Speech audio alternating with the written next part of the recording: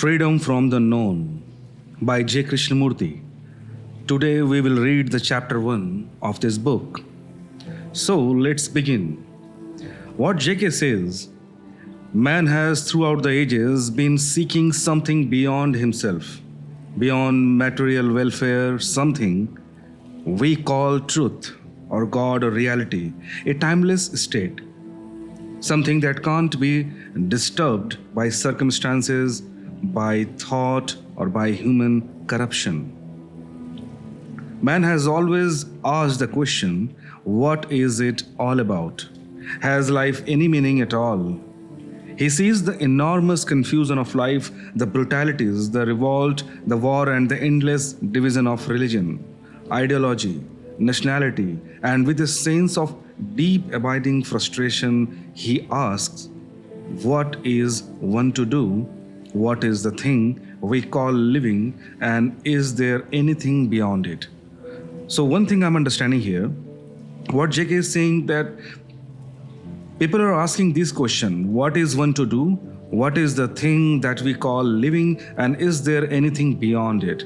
Beyond what? Beyond this materialistic life. That we are always asking this question. Because we people are seeing the life in a confused way, confusion of life, and the brutality and the war happening in the world. So man is always asking that why the hell we are living in this life? There is so much pain all around. So we are always searching something beyond this world, beyond this life. So JK says, and not finding this nameless thing of 1,000 names, which he has always sought, he has cultivated faith in a savior or an ideal, and faith invariably breeds violence. So here we haven't found the things that we are searching. And because of this, we have though cultivated many names. We have created many saviors and ideals for our life to look beyond this life. But still, we are not reached to the point that we are searching. And with this creation of these ideals and saviors in our life, in each culture, we are creating them, it is creating nothing but the violence. So, in this constant battle which we call living, we try to set a code of conduct according to the society in which we are brought up. Whether it be a communist society or so-called free society, we accept a standard of behavior as part of our tradition, as Hindus or Muslims or Christians or whatever we happen to be. We look to someone to tell us what is right or wrong behavior. This line is very important, friend. We look to someone to tell us what is right or wrong behavior. Because this morality, the sense of morality, we are taking it from somewhere else. That some superior person or leader is teaching us that what is right, what is wrong. And according to that, we have to behave. So here JK is saying, what is right or wrong though, and in following this pattern, our conduct and our thinking becomes mechanical. Our response automatic. We can observe this very easily in ourselves. Why? Because why we become mechanical? Because whatever knowledge we are using in our life, which is deciding what is wrong, what is right, at that time, it is all borrowed. It is coming from somewhere else, some ideal person that we are following. And this is making us mechanical. And whatever we are behaving, that is just nothing but automatic. So for centuries, we have been spoon-fed by our teachers, by our authorities, by our books, our saints. We say, tell me all about it, what lies beyond the hills and the mountains and the earth. And we are satisfied with their description. Try to understand this. We are satisfied with their description, which means we are living on a words and our life is shallow and empty. That we are believing what they are saying, that what is beyond this river, mountains, beyond this earth, or beyond those sky that we are seeing. And what is the drawback with this? Our life is becoming shallow and empty. We are second-hand people. This is very important line and very strong one. We are second-hand people. Why second-hand? Because there is nothing which is ours, which is coming from inside us. Whatever thinking, whatever position we are taking in our life, that is absolutely coming from someone else who is guiding us, and we are just blindly, mechanically, and automatically following those instructions and conducts. There is nothing pure which is coming from inside. Like here JK is saying that even what we are calling as right and what we are calling as wrong, this is not coming from us. Somebody has just given the knowledge of morality. Somebody has given the moral policing to us, and we are just blindly following it. Though we may not like it, but somebody, some superior person has said this, we are just following it. So, we have lived on what we have been told, either guided by our inclination, our tendencies, or compelled to accept by circumstances and environment. We are the result of all kinds of influences, and there is nothing new in us. Nothing that we have discovered for ourselves, nothing original, pristine, or clear. Why? Because there is nothing that we are creating. There is nothing that we are thinking. There is nothing that we are finding. We are just follower, like ships. We are just following them. And why we are following? Either we are inclined towards it, or we have tendency, or we are compelled to follow this thing. That okay, in the society, if you're living in this country, or if you are living in this environment and culture, that you will have to follow all these rules and regulations and conducts. So, JK further says, throughout theological history, we have been assured by religious leaders that if we perform certain rituals, repeat certain prayers or mantras, conform to certain pattern, suppress our desires, control our thoughts, sublimate our passion, limit our appetite, and refrain from sexual indulgence, we shall, after sufficient torture of mind and body, find something beyond this life, beyond this little life. This paragraph is very, very beautiful, friends. Why? Why it is very powerful, I am saying that throughout the theological history, if you will see what we are doing, we are simply performing certain rituals and patterns. That okay, somebody just guided us that you have to follow these rituals, you have to do this sort of meditation, you will have to do this sort of fasting or whatever things. And we are just simply following it. And what is happening because of this? We are simply torturing our mind and body. And now try to understand one thing here that I am understanding here. It's my point of view. Like, there is nothing wrong in rituals, there is nothing wrong in mantras, there is nothing wrong in fasting, meditation, and whatever. But it should come from inside you. If you are just simply following that, okay, somebody is saying that if you'll do this, if you'll follow these rituals, and you will reach to a point that that will be an amazing place which is beyond this life where you are suffering, then you are not getting the real point. You are becoming a slave to someone's thought, and you think that you are performing an amazing thing. But the problem is, whatever you should do as an individual, because in this planet, I believe that each individual is as free as anyone else. So we have to find our own path. But what we are doing, we are simply following like a blind to someone who is guiding us with all the rituals and all those things. So JK is talking about a very upper level thing, that what's the fault, where we are missing something. So, and this is what millions of so-called religious people have done throughout the ages, either in isolation, going off into the desert or into the mountains, or a cave, or wandering from village to village with a begging bowl, or in a group joining a monastery.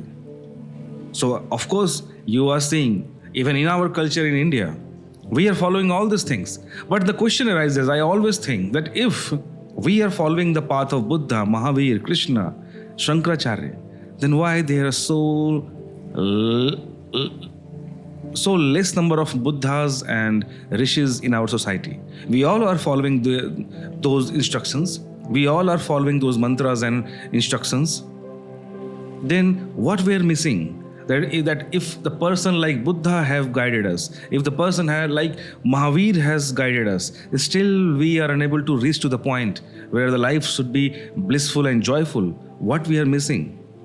I think JK here is pointing that what we are missing is we are blind, we are mechanical, we are not thinking from inside that why Buddha is instructing like this, why Mahavir is instructing like this, why Shankaracharya is instructing like this, what Krishna is saying in Bhagavad Gita. We are not understanding it from inside. We are just blindly following it. And with that, we will never understand the essence of the knowledge that those Buddha Purush were telling us. So JK further says, forcing their mind to conform to an established pattern, but a tortured mind and a broken mind, a mind which wants to escape from all turmoil, which has denied the outer world and been made dull through discipline and conformity. Such a mind, however long it seeks, will find only according to its own distortion. So this line, will find only according to its own distortion. What does it mean?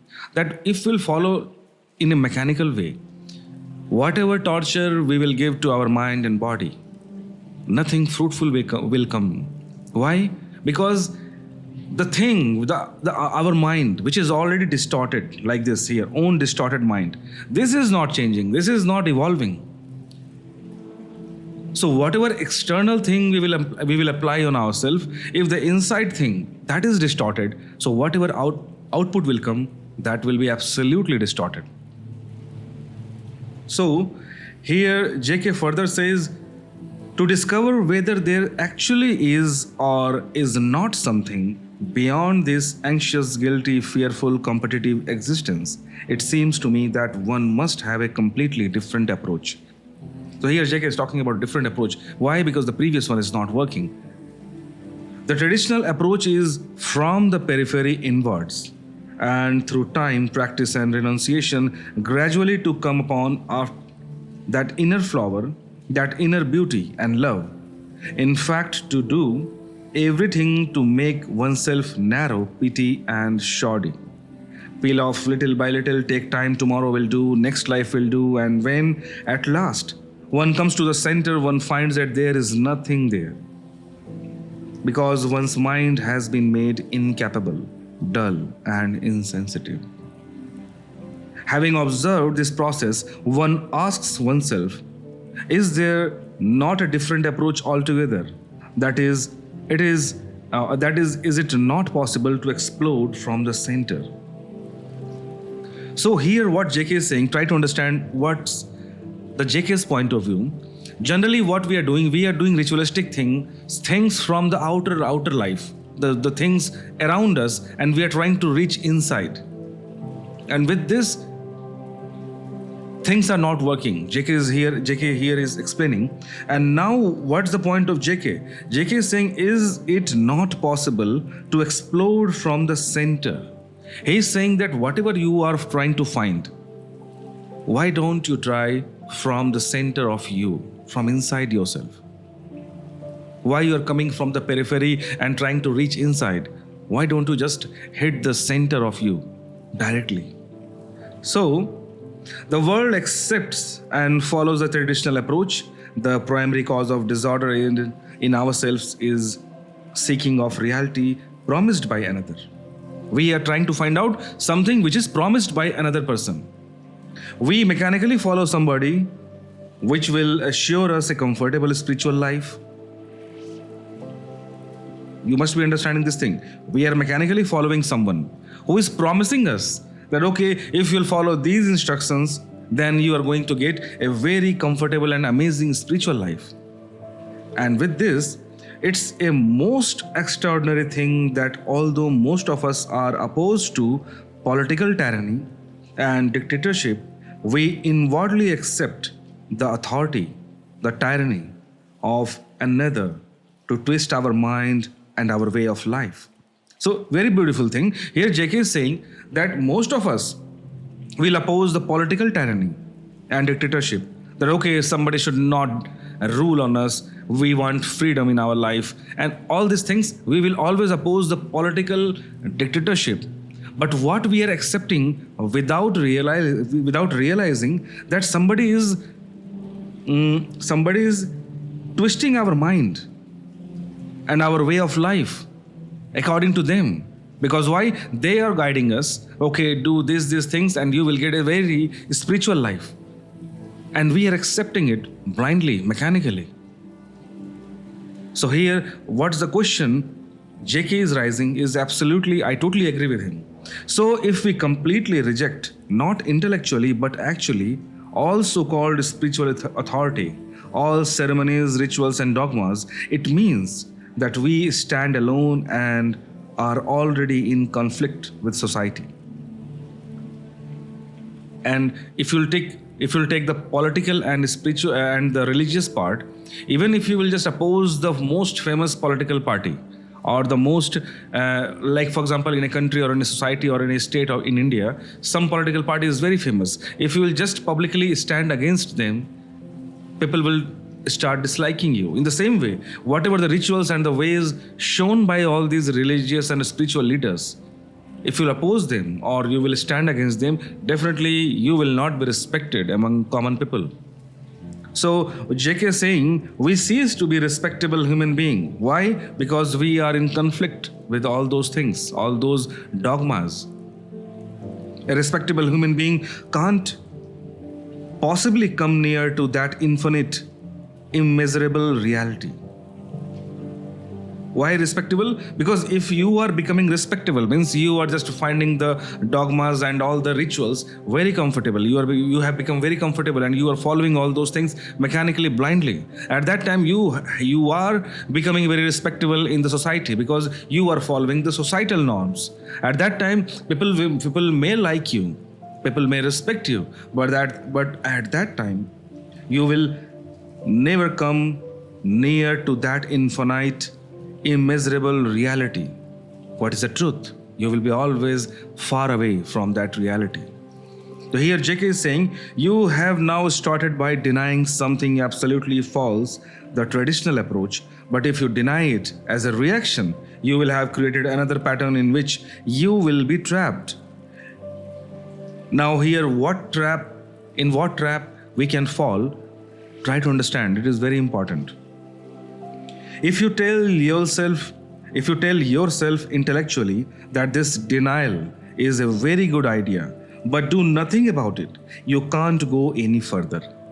What JK is saying, yeah, if you simply deny those dogmas and those rituals that we are following blindly for centuries, and you are just simply denying, and you are not doing after denying something, means after denying we have to do something from ourselves as individual. And if you are not doing that individual part and you are just simply denying, okay, no, I am not following all those things, everything is false and dogmas, and so I'm not following those things. And if you stop there, then you are creating a new trap for yourself.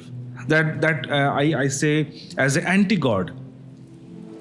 But here what the point is, you have to create your own path after rejecting all those rituals and dogmas or traditional approach. Here, JK is trying to teach us that thing. So,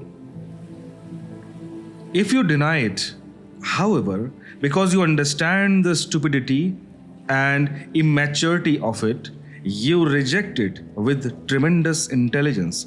Because you are free and not frightened, you will create a great disturbance in yourself and around you, but you will step out of the trap of respectability. Then you will find that you are no longer seeking. That is the first thing to learn, not to seek. When you seek, you are really only window shopping. What seeking means, try to understand. We always say that we have to seek. You must have listened to this thing. This land belongs to seekers.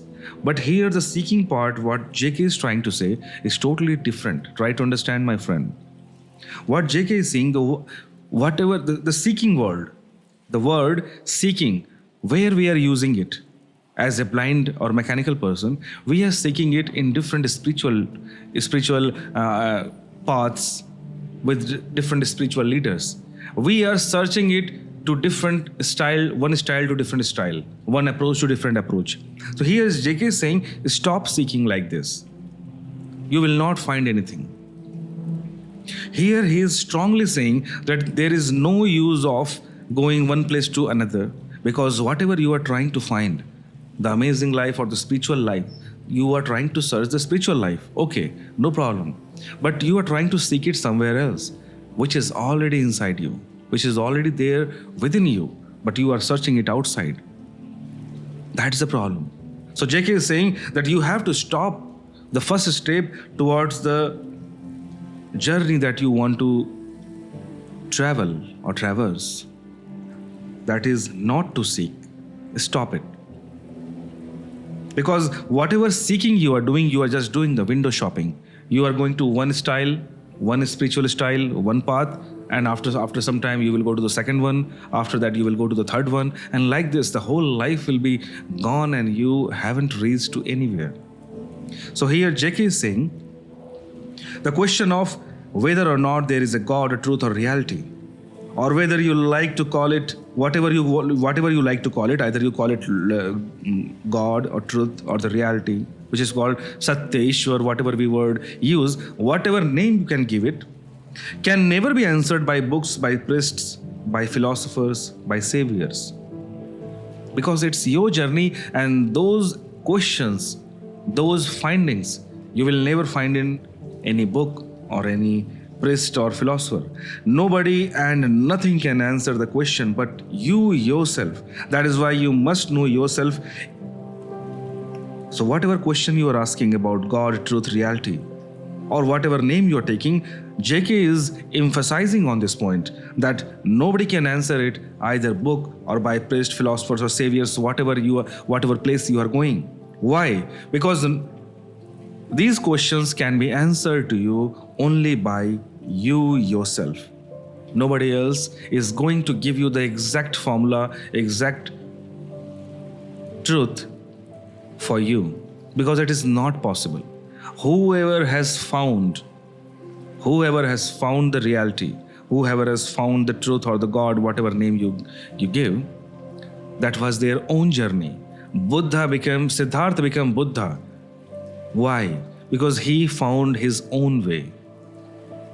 He found the truth from inside himself. So JK is saying, what JK is saying here, immaturity lies only in total ignorance of self. To understand yourself is the beginning of wisdom. Try to understand yourself, and that will be the beginning of the wisdom that you are searching, the truth that you are finding, the God you want to see or meet. That will start only with the wisdom of knowing or understanding yourself. So this line, understanding yourself is the beginning of the wisdom. Very, very important line, of course. And what is yourself? Now the question arises here, what is yourself? The individual you? The JK is asking, what is yourself means? If I will ask, know yourself, find yourself, understand yourself. If you have these questions in your mind, okay, I have to know myself. Okay? I have to understand myself. So what is this myself? So JK is saying, what is this yourself? Is it individual you as a person, whatever name you have, whatever nationality you have, whatever parents you have, whatever gender you have? So is it you, the individual you? Is it the yourself part? So JK is explaining, I think there is a difference between human being and the individual. The individual is a local entity living in a particular country, belonging to a particular culture, particular society, particular religion. The human being, on the other hand, is not a local entity. He is everywhere. If the individual merely acts in a particular corner of the vast field of life, then his action is totally unrelated to the world, to the whole world. So one has to bear in mind that we are talking of the whole, not the part.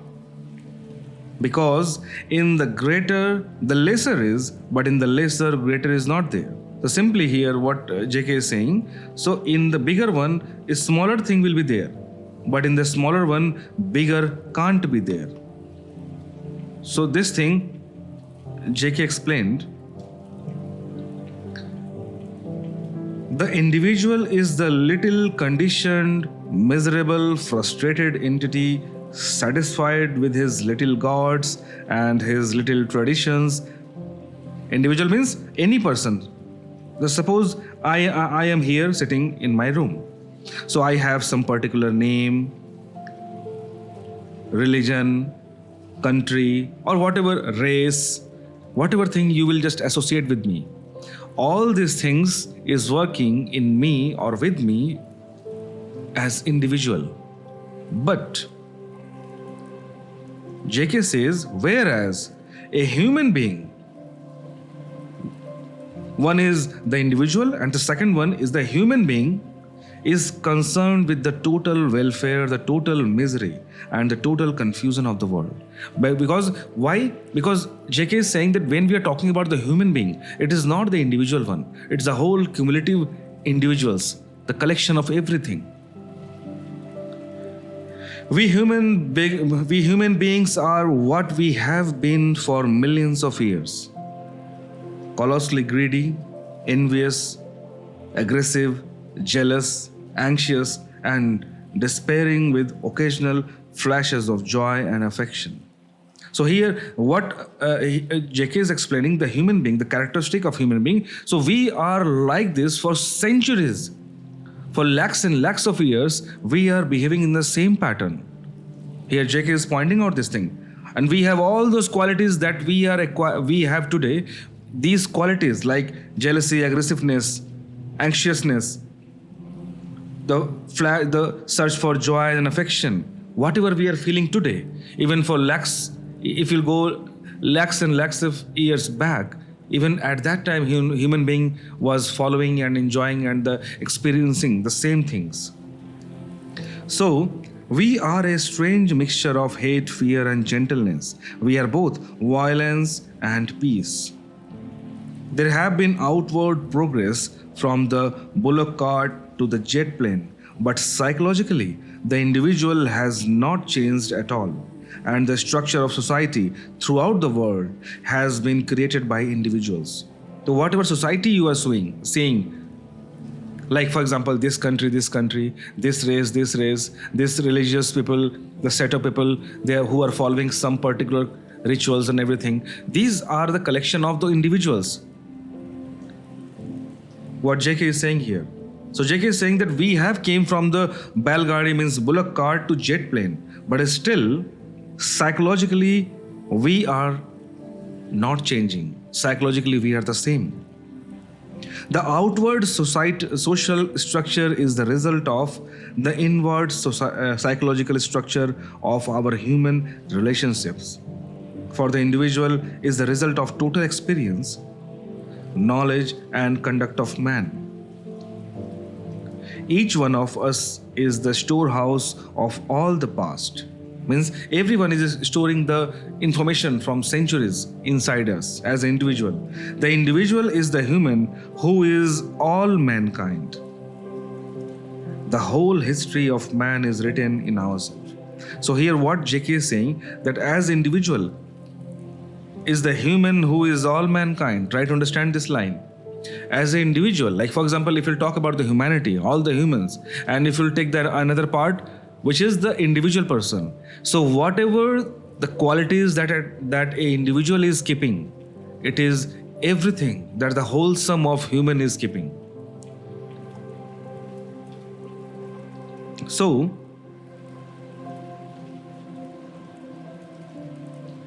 do observe what is actually taking place within yourself and outside yourself in the competitive culture in which you live, with its desire for power, position, prestige, name, success, and all the rest of it.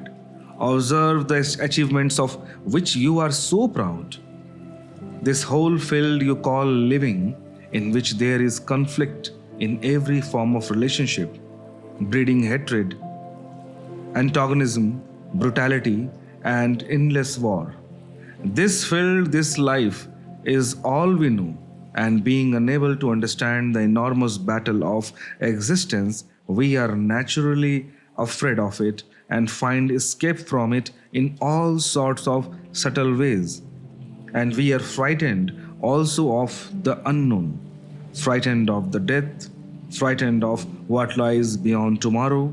So we are afraid of the known and afraid of the unknown. Here, this line, this paragraph is very beautiful. Try to understand this thing. We are afraid of the known and we are afraid of the unknown. Means JK is saying that we are afraid of everything. What we know, all the hatred, all the brutality, all the relationship, whatever we are aware, we know, still we are afraid of all those things. And also we are afraid which is unknown to us. What is after death? What is after this life? What is going to come in the future? We are also afraid of all those things. So as an individual in this human world, we are afraid of known as well as unknown. That is our daily life, and in that there is no hope, and therefore every form of philosophy, every form of theological concept is merely an escape from the actual reality of what is. So here JK is emphasizing on a very beautiful point that I'm understanding here, that whatever philosophy, whatever theological thing, whatever religious thing we are following, we are just trying to find out something. We are finding a escape path. Escape from what? From the fear. Fear of what? Fear of everything. We are afraid of everything. None, which we are already experiencing, and we are aware of those things from centuries.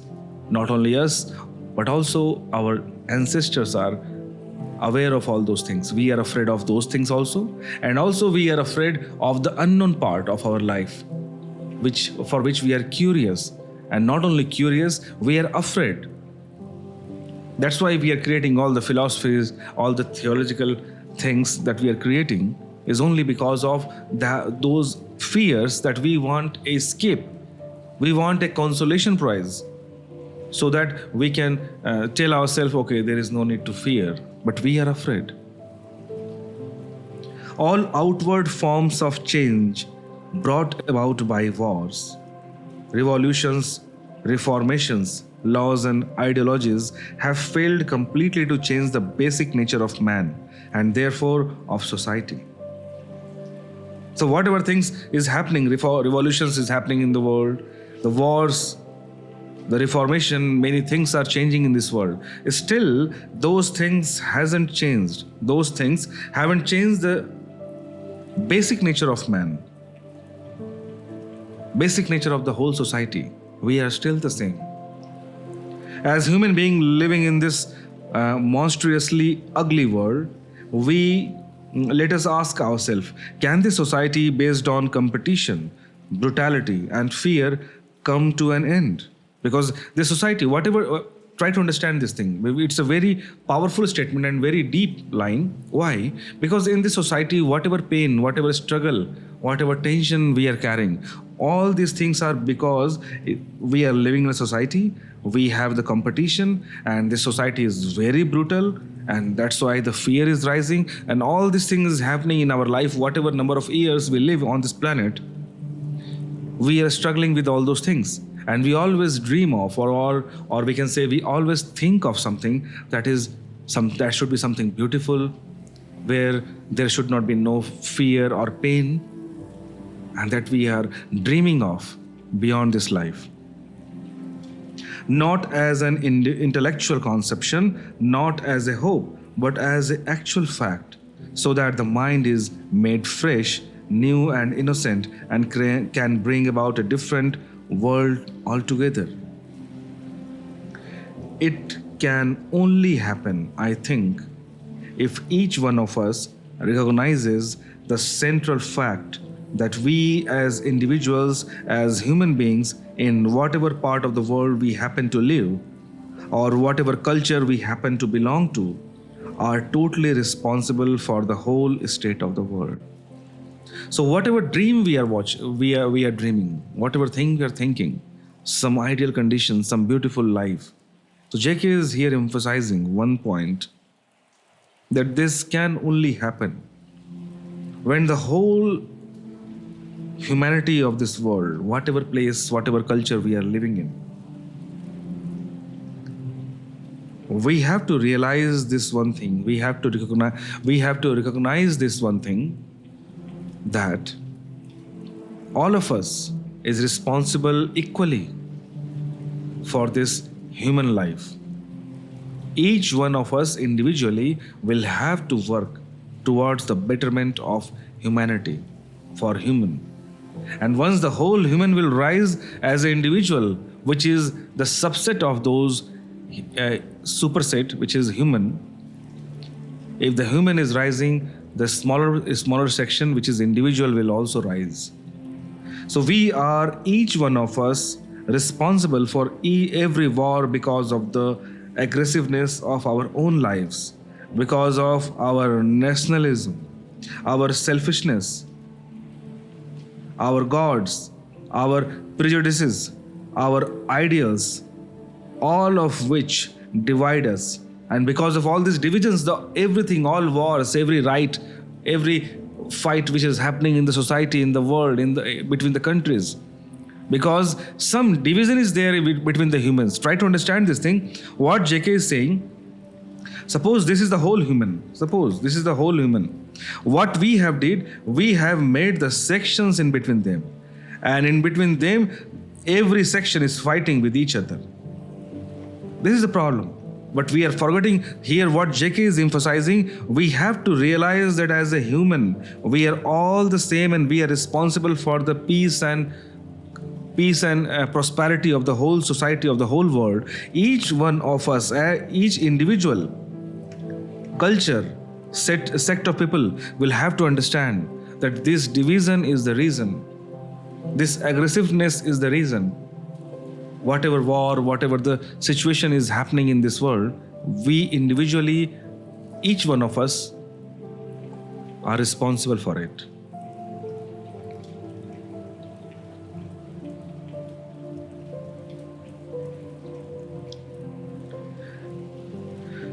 And only when we realize it, not intellectually, but actually. Here, these words has been used second time. Try to understand why JK is emphasizing on this thing. Not intellectually, but actually. What is the gist behind this? What happens most of the time, that we intellectually, we on theory, or on books, or in conferences, in big conferences, we are talking about the ideal condition. That is the only intellectual talk. We are merely talking, but we are not executing those things. So that's why JK is emphasizing that not only intellectually, but we have to actually implement this thing. We have to actually adapt this thing. We have to actually understand this thing. Then only whatever JK is talking here can be possible. So, and only when we realize, not intellectually, but actually as we would recognize that we are hungry or in pain, that you and I are responsible for all this existing chaos, for all of the misery throughout the entire world, because we have contributed to it in our daily lives, and are part of this monstrous society with its wars, divisions, its ugliness, brutality, and greed. Only then will we act. So here JK is emphasizing we have to understand this actually, not only intellectually, in such a way as actually, here the point is, as we recognize that we are hungry. Like for example, I am hungry. I know I am hungry. Not intellectually, but I can feel my hunger. Suppose I'm feeling I got some injury, and because of this some pain is happening in my finger. Not only intellectually, but I'm feeling that pain, that realization of that pain. So here JK is talking in that level. We have to understand and accept this thing, that whatever chaos is happening in this world, we are responsible as individual. Each one of us in this whole world is responsible whatever chaos is happening in the whole world. If you think that no, those country are the villain, or that religious people, those people of that particular religion is the villain, if you'll think that no, that culture is bad, because of them the whole chaos is happening in this world, no, you are mistaking something. You are not understanding the gist of what here JK is trying to say. And I also agree with this. Because each individual is responsible for the whole society. So JK here is further saying, but what can a human being do? Now the question arises, as an individual you may ask, okay, I understand JK, what he is saying, but as an individual, what can I do? Definitely I am not going to preach the whole world that okay, we have to be good and good. As an individual, what you can do, because that is only thing in your hand. Okay, you can definitely influence few people around you, but you have to understand the first person that we have to rectify and influence is ourselves. So here JK is arising question, but what can a human being do? What can you do? What can I do to create a completely different society? As an individual, what we can do? We are asking ourselves a very serious question. Is there anything to be done at all? What can we do? Will somebody tell us? People have told us already. If as an individual you are asking that what we can do individually, so the point is people have already told us. The so-called spiritual leaders who are supposed to understand these things better than we do have told us by trying to twist and mold us into a new pattern. And that hasn't led us very far. Sophisticated and learned men have told us that has led us no further. We have been told that all paths lead to the truth. You have your path as a Hindu, and someone else has his own path as a Christian, and another has a Muslim, another as a Muslim, and they all meet at the same door, which is, when you look at it, so obviously absurd. Truth has no path, and that is the beauty of truth. It is living.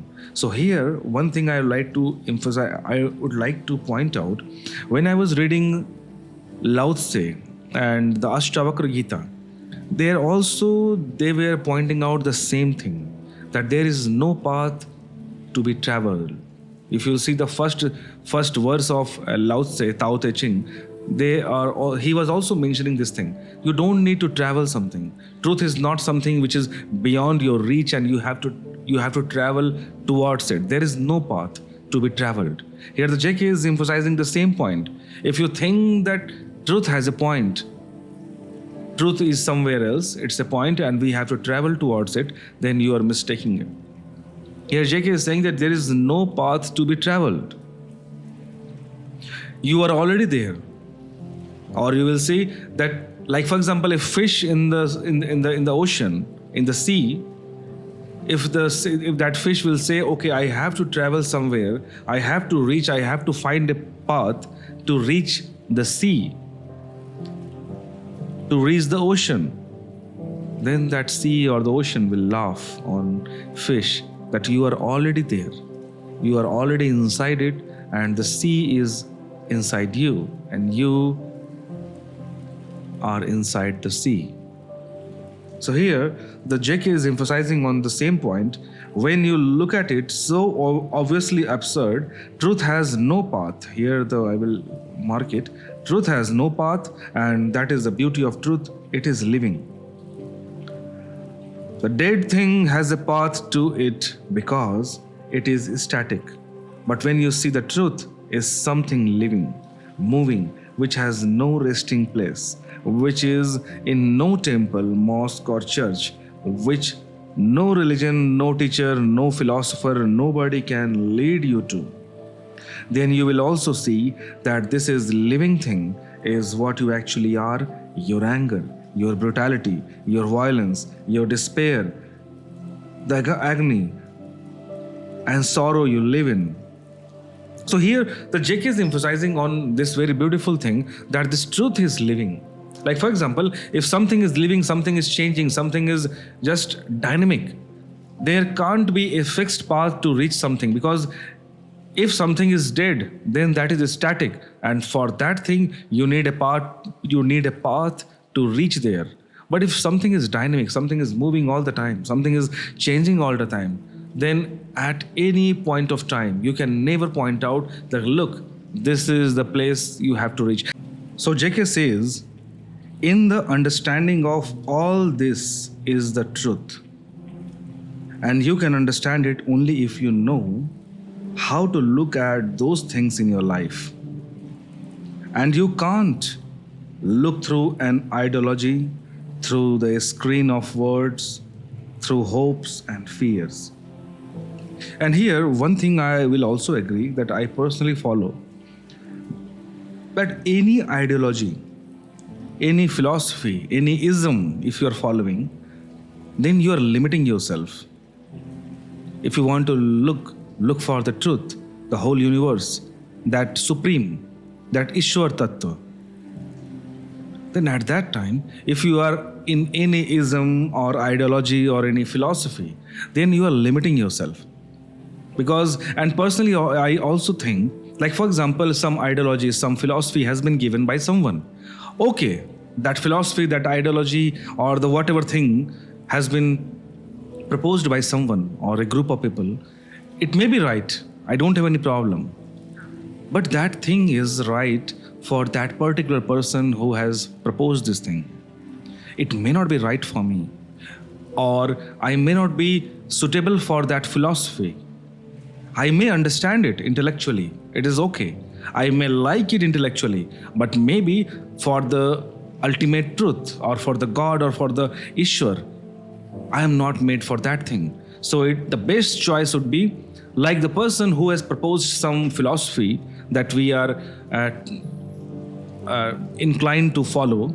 I personally think it's a good idea that try to find out your own philosophy, the philosophy for your life.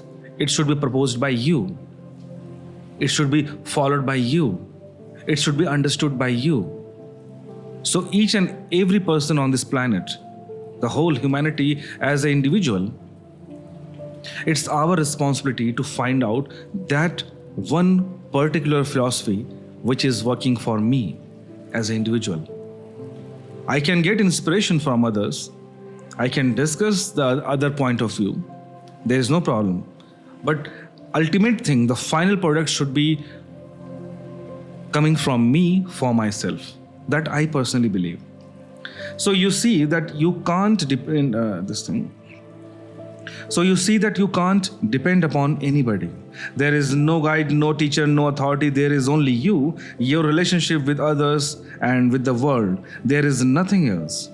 So here, one thing is that I also understood from Bhagavad Gita that I was reading, that you and this world, for example, I will just draw it. I am here and this world is here. This world is here. So the connection between me and this world is just my karma, how I'm acting in this world, nothing else. So here what JK is trying to emphasize, so you can see that you can't depend on anybody else. There is no guide, no teacher and no authority. There is only you and your relationship with others, with the world. There is nothing else. When you realize this, it either brings great despair from which comes cynicism and bitterness, or in facing the fact that you and nobody else is responsible for the world and for yourself.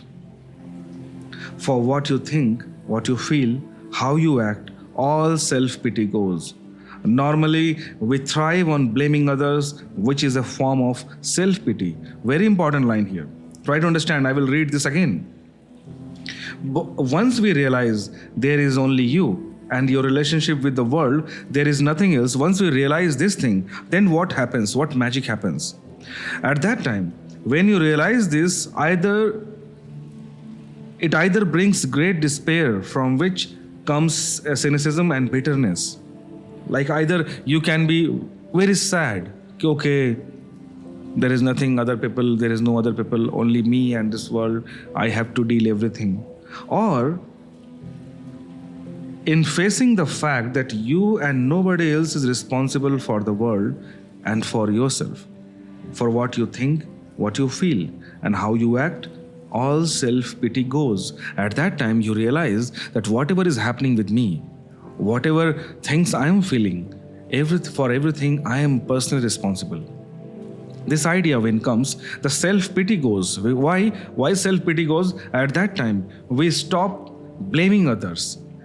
At that time, we don't blame others. Okay, whatever sadness or whatever trouble I am facing in this life, in this world, others are responsible for that thing. At that time, you will stop blaming others.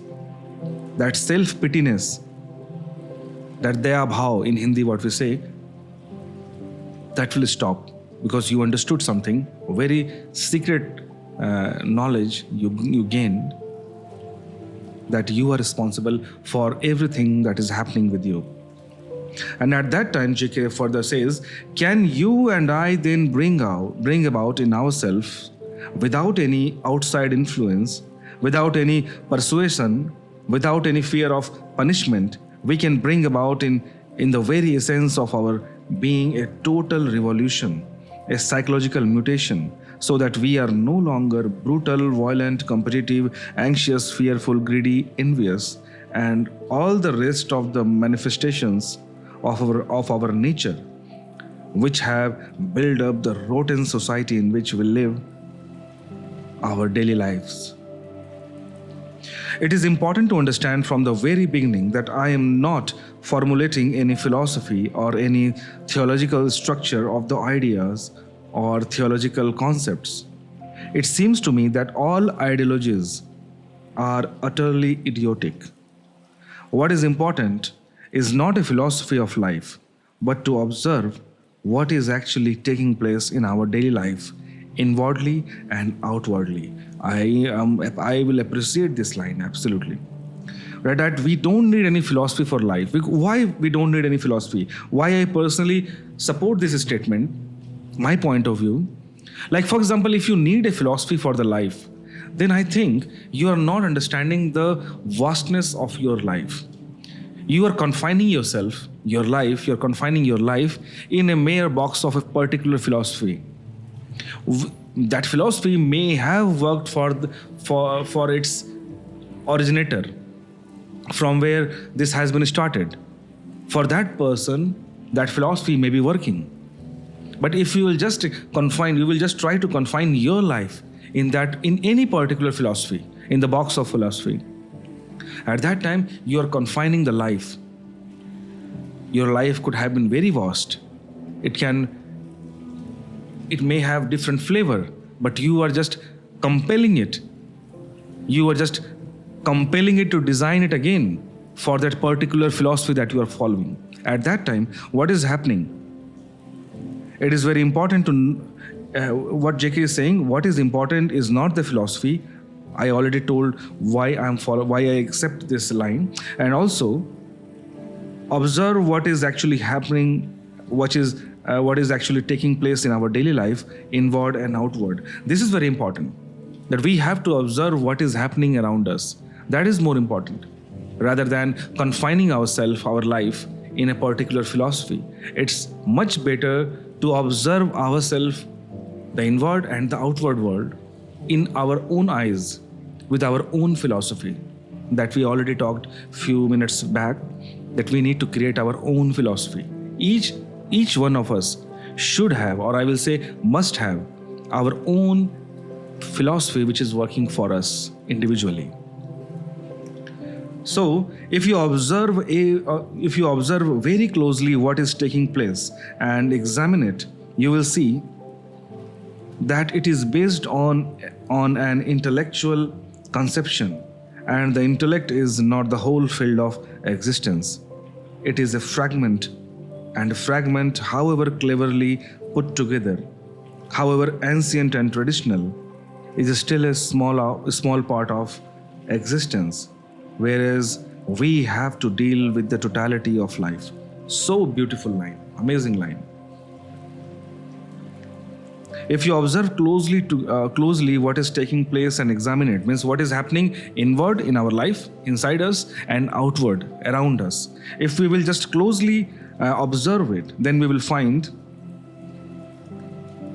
that on an intellectual conception, this whole world, this whole existence around us can't be defined,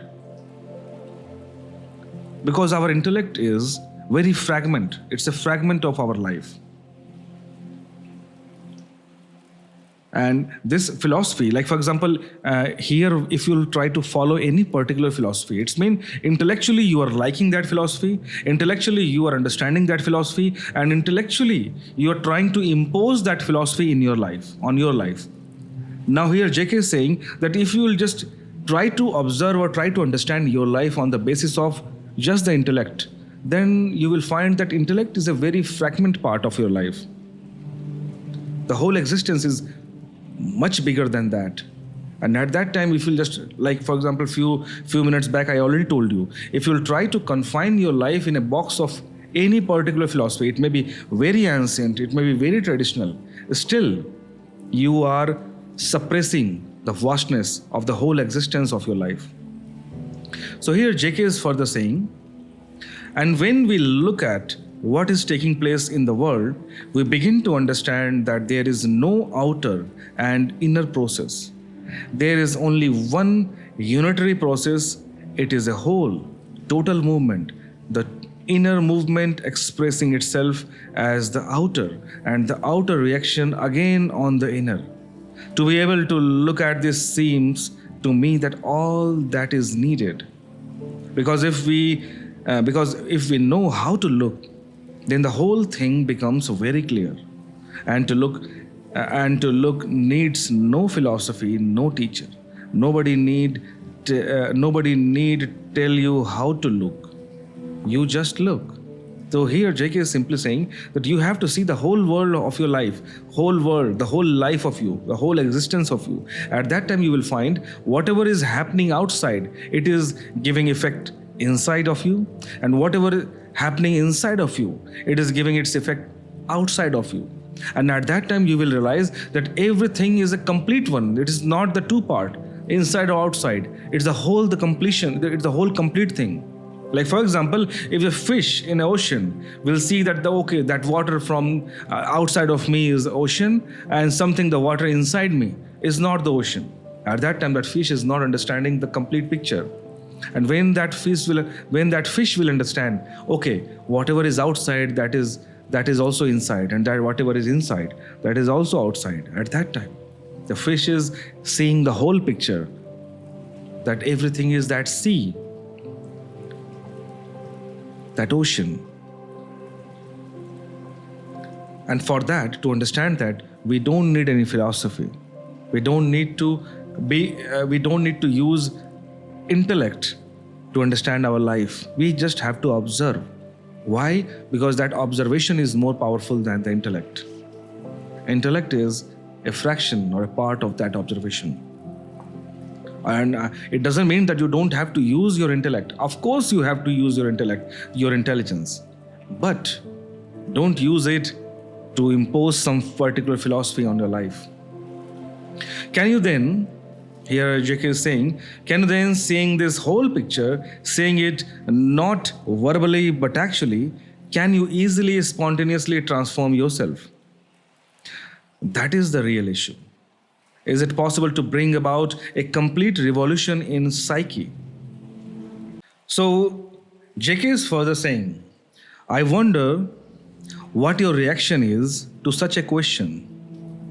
You may say, I don't want to change. And most people don't, especially those who are fairly secure socially and economically. And which question he's talking? The previous question that JK asked.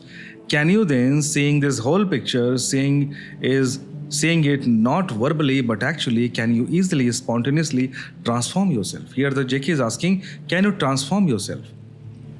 Because whatever things that JK said, but if you'll see, if you'll observe everything, not by intellectually only, but actually if you'll see whatever is outside, that is inside, whatever is inside, that is outside. If you'll try to understand the whole existence, at that time, if it is said that transform yourself, will you do it?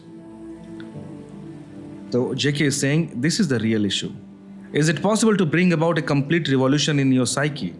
The question is being raised by JK, that can you completely revolutionize your psyche? At that time, JK is saying that I wonder what your reaction is to such a question. You may say, JK is saying that you may argue that I don't want to change and most people don't. Why? Because especially those who are fairly secure socially and economically, who are fairly secure socially and economically, and or who hold dogmatic beliefs and are content to accept themselves and things as they are or in a slightly modified form. So JK says, with those people we are not concerned. With those people. Who?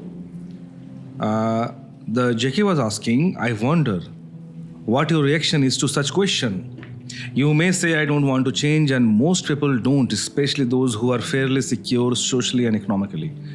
So JK is saying for those people we are not concerned. Or you may say more subtly, well, it's too difficult, it's not for me. In which case you will have already blocked yourself, you will have ceased to inquire, and it will be of no use going any further. So first one is who is already well established, for whom those dogmas, those rituals are working very well in their life. And the second one, who thinks that these things by changing ourselves is very difficult and they don't want to pursue further. So they have already blocked their mind. And JK says, or else you may say, I see the necessity for a fundamental inward change in myself, but how am I to bring it about? And the third option is, you will see, you are saying that, okay, I am finding it, I have to change myself from the inside. There is need of fundamental revolution inside me, but how to do it? I don't know. Please show me the way, please help me towards it. If you are saying this thing, if you say that what you are concerned with is not change itself, you are not really interested in fundamental revolution. You are merely searching for a method, a system to bring about a change. So this is very important, right? To understand. Most of the people will fall into this thing. There are three category people are here JK is talking. First one, who is already very much, like for example, socially and economically, who are secure with this thing. The second one, who is absolutely rubbish, means they think that no, it is very difficult to change ourselves, that is very difficult, so they will stop at that time. The middle person, who in that category most of us will fall, where we say, okay, I understood that, okay, I need to change the fundamental revolution I need to bring in myself, but how to do it, please help me. At that time, that person is asking for a method, a system, a path. And this is the same thing that JK is asking about to oppose. This is the same thing JK is opposing. This is the system of religions. All the spiritual leaders, they are giving the formulas, and for which in the beginning we read in this chapter that we are following mechanically, without using our mind, without using our soul. At that time, JK is saying that if you will say that give me a path for my fundamental revolution, then JK says it means that you are not understanding what is fundamental revolution. Because you are asking for a method, for a system to bring that change. But with any particular method, with any particular system, this is not possible to bring. This is everything, this is the fundamental thing that we are reading in this chapter. which JK is talking, that what we have to oppose and what we have to bring inside us. So this method and system, method, formula, these things is not going to work. JK is simply emphasizing on this thing. So if I were foolish enough to give you a system, and if you were foolish enough to follow it, you would merely be copying, imitating, conforming, accepting, and when you do, you have to set up in yourself the authority of another. And hence, there is conflict between you and the authority. So here, JK is again saying that if I am giving you a method, I give a formula, a system, and you are blindly following that method, system, you are following simply those things. It means you are, as a follower, giving authority to someone that, okay, you will guide me for that superior life or the peace or the truth that I'm searching for. At that time, you are giving the right to that person. So, JK further says, you feel you must do such and such a thing because you have been told to do it, and yet you are incapable of doing it. You have your own particular inclination, tendencies, and pressures which conflict with the system you think you ought to follow, and therefore there is a contradiction. So what contradiction here JK is talking? Try to understand this thing. Most of the time we are following someone. Either we are liking that person's word or that path's method, I'm liking that system. Because of my some inbuilt nature, I'm liking some path, some philosophy. At that time I started following that thing. And then what is happening? At that time, maybe whoever proposed that path, that system to you, that system is not for you.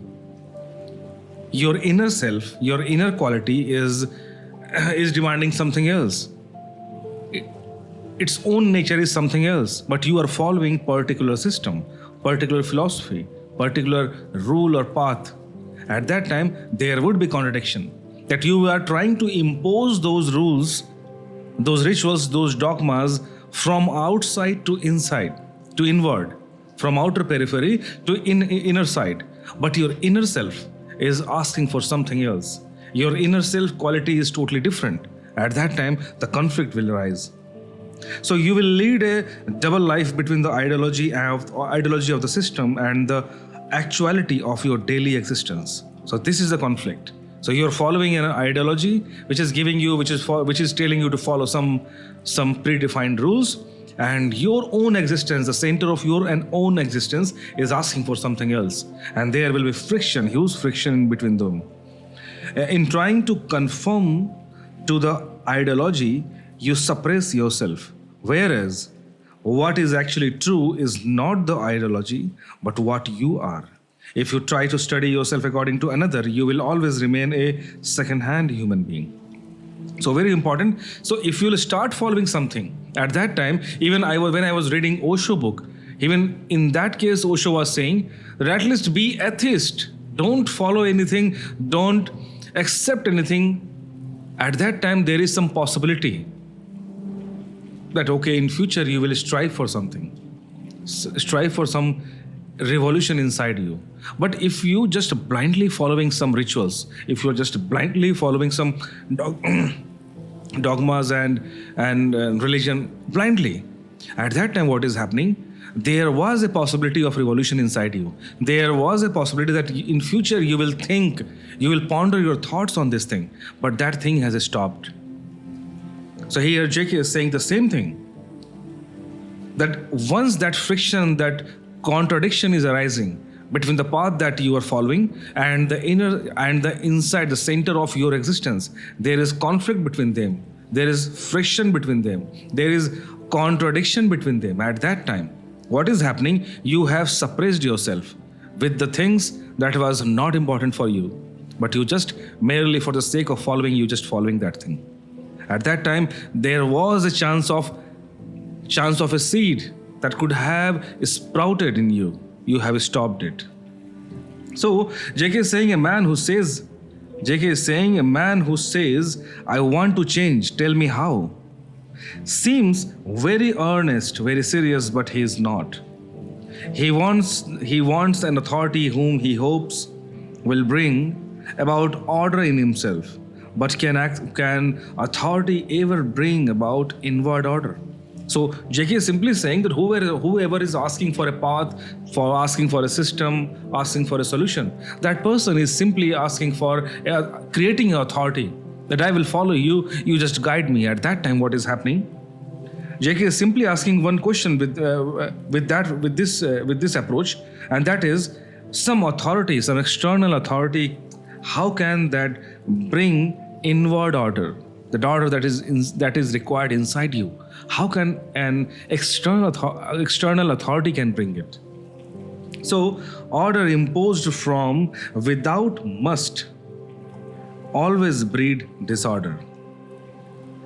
You may see the truth of this intellectually, but you can actually apply it so that your mind no longer projects any authority, the authority of a book, teacher, a wife, husband, parent, friend, or society. Because we have always functioned within the pattern of a formula. The formula becomes the ideology and the authority. But the moment you really see that question, how can I change, sets up a new authority, you have finished with authority forever. So here JK is simply saying one thing. So stop giving authority to someone else, some outsider. It can be anyone, your brother, your sister, your parent, your wife, your husband, your teacher, any book. Any external authority should not be given any right to bring that change, to bring that revolution inside you, to bring that order inside you. Because that inside order is only and only can be brought by whom? By you. So here, how can I change? This is the question that you need to ask. How can you help me to bring that change? How can you help me to bring that order inside me? This is a rubbish question. It's mean you are asking for a new authority. You may be following someone else, but now you are trying to follow someone else. Because the previous one that you was following is not working that much in your life. So you are thinking to switch it. So switch it. At that time, you are searching for new authority. That's why in this chapter we saw that JK was saying is stop seeking. Even at that time I said that seeking part is different there. We are seeking the authority. Okay, with this book, with this ideology, with this philosophy, with these teachings, I will get that spiritual life. But the reality is you are never ever going to get that what you are searching by giving that authority to someone else outside of you. So here with this question, how can I change? This is very important question. Once you will start asking this question, JK is saying this sets up a new authority. And this authority is finishing every other authority which was external. Now you are creating a soul, your authority. That it's your life, it's your journey, it's your searching, and you will guide yourself from your core inner self. So JK is saying, let us state it again clearly. I see that I must change completely from the roots of my being. I can no longer depend upon any tradition, because tradition has brought about this colossal laziness, acceptance and obedience. I can't possibly look to another to help me to change, not to any teacher or God or any belief, any system, any outside pressure or influence. What then takes place? So once we will stop asking for the external authority, once we will stop that somebody will just guide me and I will just follow it, I will just simply accept it, and with the obedience I will follow all those things. Once you will stop this traditional approach, at that time some clarity will arise in you and something special happens to you. So here the JK was saying this thing. First of all, you can reject all authority. The question is, first of all, can you reject all the authorities? If you can, it means that you are no longer afraid. Then what happens? When you reject something false which you have been carrying about with you for generations, when you throw off a burden of any kind, what takes place? You have more energy, haven't you? So here, JK is simply pointing out a very fundamental question. That once you will stop following all these rituals that is coming from outside, all the teachings, all the rubbish thing that you are following, that you was following for generations. At that time, what happens? You was, because that was a burden that you was carrying for long. And with that, after throwing out all these burdens, what happens? You have more energy inside you, because those burdens were sucking the energy outside of you. At that time, you have more capacity, more drive, greater intensity and vitality. If you do not feel this, then you have not thrown off the burden. You have not discarded the dead weight of authority. Once, and this authority, try to understand what is this authority. Not only the religious thing, everything that you are following, everything that you are afraid of. Try to understand. It's not the, what I am understanding here, that I will try to explain. Here, the authority means not the religious person only. We are following, we are afraid of many things, not only of for a spiritual life. We are afraid of many things with this society. We just want to please the society with the culture. At that time, what is happening? Everyone has become authority in our life. Somebody is giving us the moral knowledge, somebody is giving us the religious knowledge, somebody is giving the how to be a nationalist, somebody is giving us knowledge how to eat, how to be a nationalist, how to be a good human. All these things, everyone is just acting as an authority in our life, and we are just simply blindly, mechanically following them. And why we are following? Because we are afraid. Why we are afraid? Because we think if we will not follow that thing, the society, these people around us will not respect us. And once you will stop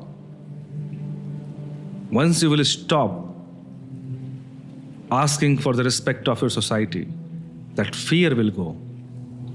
And once this fear will be disappeared, then there would be no burden.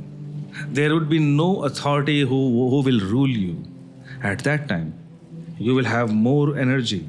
You will have more intensity, vitality, and more drive and capacity for your life. So JK is saying, but when you have thrown it off and have this energy in which there is no fear at all, no fear of making a mistake, no fear of doing right or wrong, there is not that energy itself, the mutation. We need a tremendous amount of energy and we dissipate it through fear. But when there is this energy which comes from throwing off every form of fear, that energy itself produces the radical inward revolution. You do not have to do a thing about it.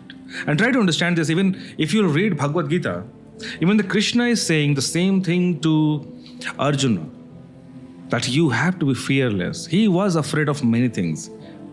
Not only with the war. Don't be mistaken by thinking that Arjuna was only afraid of the war.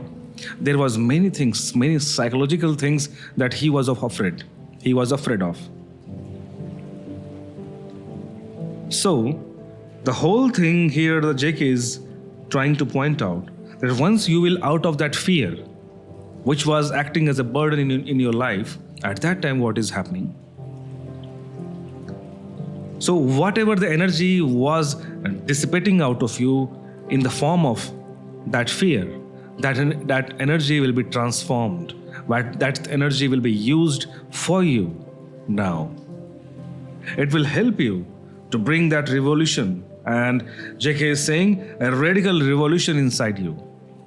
So, if you are left with yourself, and that is the actual state for a man to be, who is very serious about all this, and you are no longer looking for anybody or anything for help, you are already free to discover. And then there is a freedom, there is energy, and when there is freedom, it can never do anything wrong. Freedom is entirely different from revolt. There is no such thing as doing right or wrong when there is freedom. You are free, and from that center you act, and hence there is no fear, and a mind that has no fear is capable of great love. And when there is love, it can do what it will. What are you now going to do? Therefore, is to learn about ourselves not according to me or to some analyst or philosopher. So JK is saying that in this book, whatever you are going to learn now, that is not the philosophy that is being proposed by JK here. So J.Krishnamurti is simply saying that I am not proposing any new philosophy to you. I am not telling you to follow something. I am just telling something that you should just need to recognize yourself. Create your own philosophy. Create your own things and just follow that thing, because that thing will work for you only. Because with the absence of a fear, that energy will help you to bring that revolution inside you. Because in the absence of fear, the chance of happening love happens inside you. And when the love is there, you can do anything that you want. So, JK is saying what we are going to do, therefore, is to learn about ourselves, not according to me or to some analyst or philosopher. Because if we learn about ourselves according to someone else, we learn about them, not ourselves. We are going to learn what we actually are. So I totally agree with this. I also follow this philosophy. I already told you a few minutes back that if I am following some philosophy which has been proposed by someone else, at that time, if I am simply applying that philosophy in my life, it means that philosophy may be good for that person who proposed it. That philosophy may have, or I am damn sure that philosophy worked for that person. But if you'll try to just simply copy paste that philosophy in my life, at that time what I'm creating, at that time I'm simply just trying to live the life of that philosopher who proposed that thing, and which is not possible, because every life is individual, every life is different. So having realized that we can depend on no outside authority in bringing about a total revolution within the structure of our own psyche, there is the immensely greater difficulty of rejecting our own inward authority. Once again, having realized that we can depend on no outside authority in bringing about a total revolution within the structure of our own psyche, there is the immensely greater difficulty of rejecting our own inward authority, the authority of our own particular little experiences and accumulated opinions, knowledge, ideas, and ideals. You had an experience yesterday which taught you something, and what is taught you becomes a new authority. And that authority of yesterday is as destructive as the authority of 1,000 years. So here simply JK is saying, suppose that you have stopped the outer authority, that nobody is going to dictate me what to do. At that time, what is happening? A new authority arises, which is the learning that you acquired, whatever knowledge, whatever little knowledge you acquired in your life, whatever things you learned yesterday, that is now going to regulate you. That thing is now going to guide you. And this new authority, which is coming from inside, now this become destructive for you. To understand ourselves needs no authority, either of yesterday or of 1,000 years, because we are living things, always moving, flowing, never resting. So JK here is simply pointing, either you are following any dogma or rituals which is thousands years old, or you are using some knowledge which you gained just a few days back. There is no particular difference between the 1,000 years old authority or few days old authority. Both are doing the same thing. Both are bringing the same damage. So, but JK here wants to say that we need no authority. We need no authority. It may neither of 1,000 years old nor of few days old, because no past experience can help us to find ourselves or to feel ourselves, which is always dynamic, which is always moving, because it will never rest, because it is a living thing. When we look at ourselves with the dead authority of yesterday, we will fail to understand the living moment and the beauty and the quality of that movement. So following any dogmas, following any rituals which has been proposed in the past, it could be traditional, it could be very old, it could be followed by many people, still those things are dead. Those things worked when that was present for its time, but now that is dead for you, and you are trying to use a dead methodology on yourself, and you are trying to find a living thing with the dead method. That's the problem. So, the last paragraph of this chapter: to be free of all authority of your own and that of another, is it to die to everything of yesterday, so that your mind is always fresh, always young, innocent, full of vigor and passion. It is only in that state that we learns and observes. And for this, a great deal of awareness is required. Actual awareness of what is going on inside yourself, and without correcting it or telling it what it should or should not be. Because the moment you correct it, you have established another authority or a censor. So now we are going to investigate ourselves together. Not one person explaining while you read, agreeing or disagreeing with him as you follow the words on the page, but taking a journey together, a journey of discovery into the most secret corner of our minds. And to take such a journey, we must travel light. We can't be burdened with opinions, prejudices, and conclusions. All that old furniture we have collected for last 2000 years and more. Forget all you know about yourself. Forget all you have ever thought about yourself. We are going to start as if we knew nothing. It rains last night heavily, and now the skies are beginning to clear. It's a new fresh day. Let us meet that fresh day as if it were the only day. Let's start on our journey together with all the remembrance of yesterday left behind, and begin to understand ourselves for the first time. And this is the end of the chapter 1. So that's a beautiful chapter that I understood, and it was giving the foundation for what we are going to read in the future chapters. Chapter 2. Okay. So thank you very much, friends, for listening this book podcast. We will meet in this next chapter very soon. I hope you liked it. So I'm thankful that my voice, my words reached to you. See you in the next video. Till then, stay healthy, stay happy. Peace.